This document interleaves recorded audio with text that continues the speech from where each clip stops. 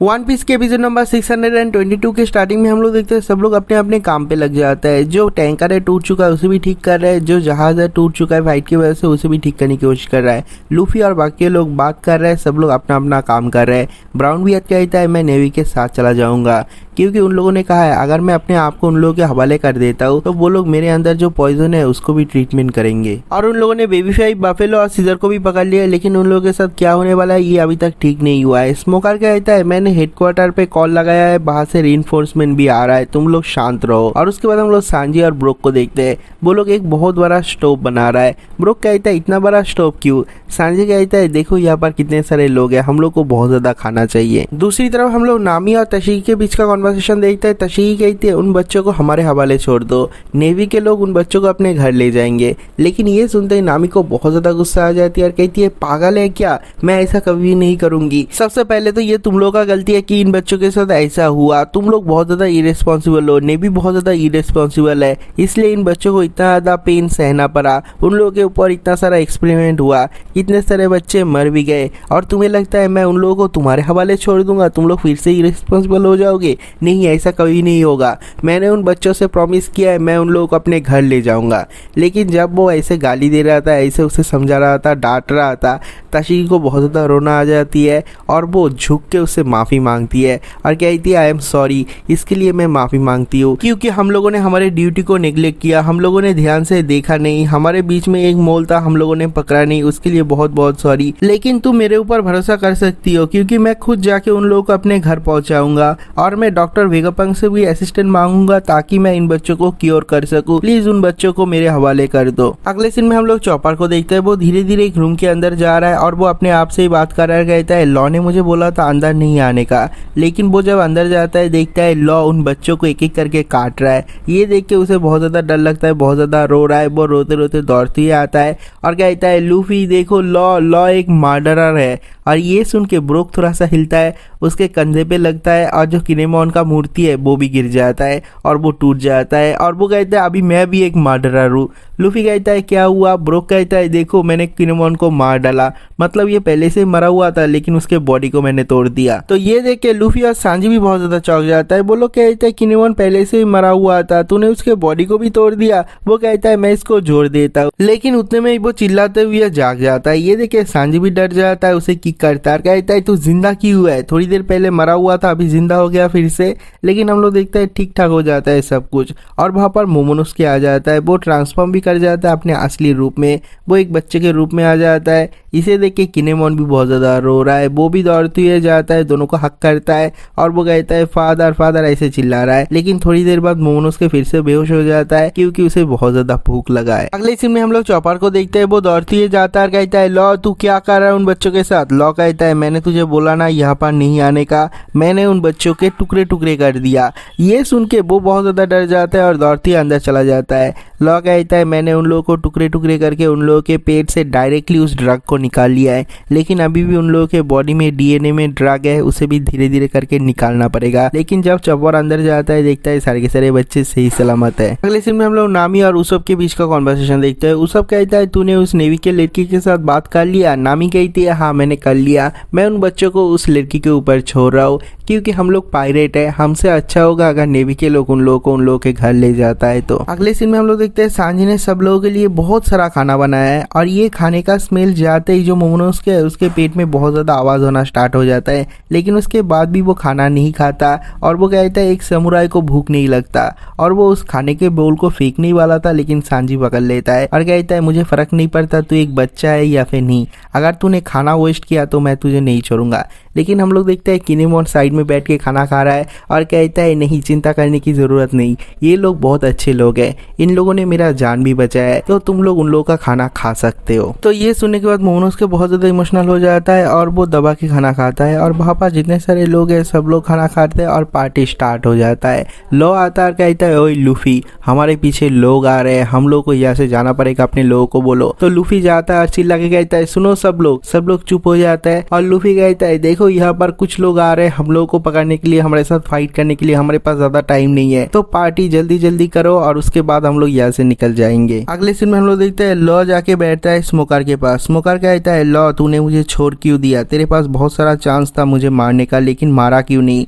Law उसके बातों का आंसर नहीं देता, तो स्मोकर कहता है तू लूफी का फायदा उठा रहा है, तू क्या करना चाहता है। लॉ कहता है मैं उसका फायदा उठा रहा हूँ, नहीं वो बंदा मेरा फायदा उठा रहा है। उसके बाद हम लोग को कुछ देर पहले का सीन दिखाया जाता है जब लूफी और लॉ ने अलायंस बनाया था। लॉ कहता है हम दोनों साथ में मिलके एक एम्परर के ऊपर हमला करेंगे, उसे डाउन करवाएंगे, उसे हराएंगे। ये सुन के लूफी कहता है कौन है वो एम्परर। लॉ कहता है उसका नाम है Kaido the king of the beast. ये सुन के लूफी बहुत ज्यादा खुश हो जाता है और कहता है ठीक है कोई बात नहीं, अगर ये शैंक्स नहीं है तो मैं किसी के भी साथ फाइट करने के लिए रेडी हूँ, क्योंकि उन 4 एम्परर को मैं खुद भी हराना चाहता हूँ। अगले सीन में हम लोग देखते हैं नेवी G5 के लोग, वहां पर सीजर के जो सोल्जर है वो लोग, सारे के सारे बच्चे, लूफी के टीम के हर कोई बंदा, सब लोग मिलके बहुत ज्यादा पार्टी करते हैं, बहुत ज्यादा खाना खाते हैं, बहुत ज्यादा मजाक करते हैं। और पार्टी खत्म होने के बाद सब लोग एक एक करके अपनी दिशा में चले जाते हैं। सारे के सारे बच्चे टैंकर पे चढ़ जाते हैं और नेवी के लोग कहते हैं हम लोग तुम लोगों को अपने घर ले जाएंगे, सही सलामत ले जाएंगे। लेकिन इसके बाद ही जो नेवी के लोग है वो लोग लूफी के टीम के खिलाफ हो जाते हैं और कहते हैं हम लोग पायरेट को बिल्कुल भी पसंद नहीं करते। उन लोगों के बीच में एक लाइन काटता है और कहता है तुम लोग इस लाइन के इस पार नहीं आओगे, इस पार है अच्छा और उस पार है बुरा, तुम लोग बुरे हो, तुम लोग इविल हो क्योंकि तुम लोग पायरेट हो, और हम लोग अच्छे हैं क्योंकि हम लोग नेवी है। और उसके बाद वो लोग एक बैरियर भी दे देते हैं और कहते हैं यहाँ पर नहीं देखना।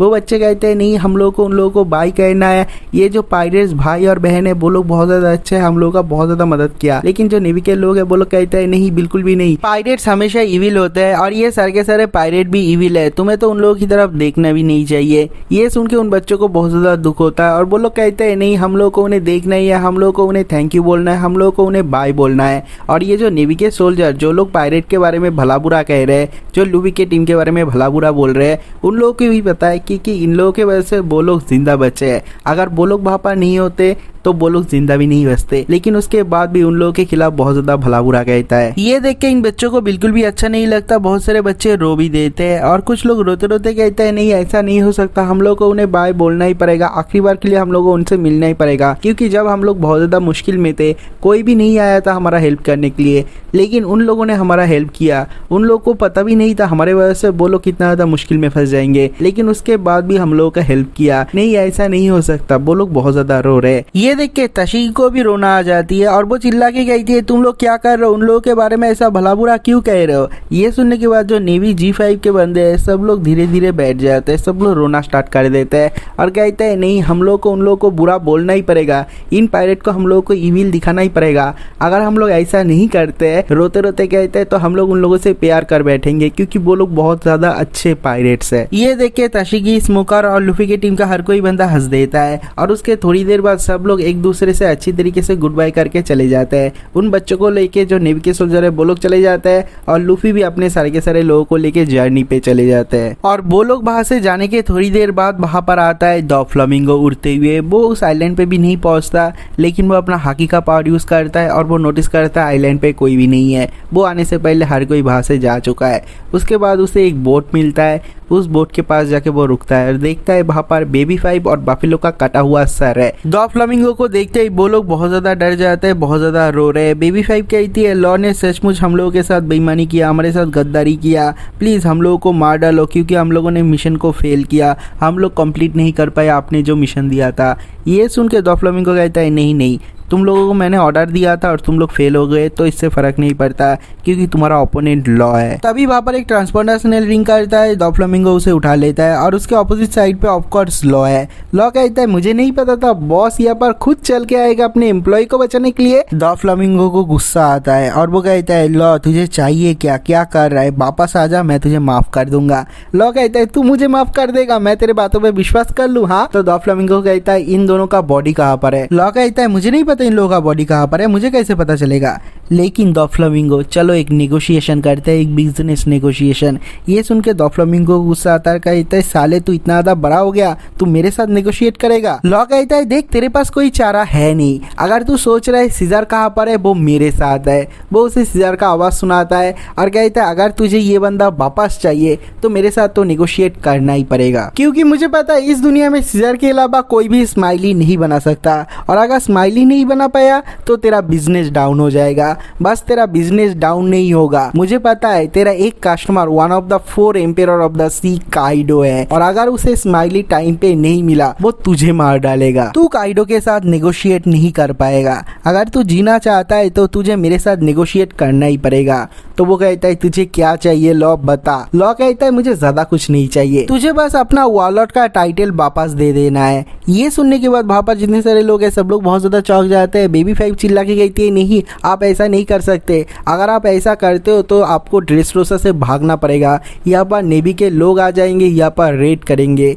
लॉ चिल्ला के कहता है हाँ मैं तो यही चाहता हूँ, अगर तूने अपना वॉलेट का टाइटल एब्डिकेट कर दिया तो यहाँ पर एडमिरल्स आ जाएंगे, सारे के सारे एडमिरल जब तेरे ऊपर हमला करेगा तू बच नहीं पाएगा। मैं यही चाहता हूँ, मैं और कुछ नहीं चाहता, मुझे पैसा भी नहीं चाहिए, कुछ और भी नहीं चाहिए। डॉफ्लामिंगो कहता है लॉ तू मेरे सब्र का इम्तिहान मत ले, तू कुछ और मांग ले।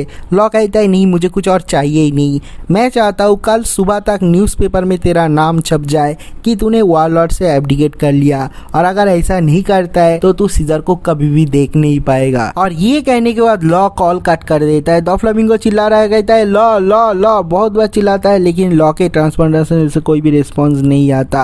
और उसके बाद उसे बहुत ज़्यादा गुस्सा आता है, इतना ज़्यादा गुस्सा आता है कि वो हंस रहा है, उसे गुस्सा भी आ रहा है, उसे भी डर भी लग रहा है। और वो कहता है इस बंदे को जब मैं पकड़ूंगा छोड़ूंगा नहीं। और इसके साथ ही ये वाला वीडियो भी खत्म हो जाता है। अगर आप लोगों को वीडियो अच्छा लगा तो वीडियो को लाइक करना, चैनल को सब्सक्राइब करना। तो मिलते हैं एक और नई वीडियो के साथ, तब तक के लिए बाय बाय।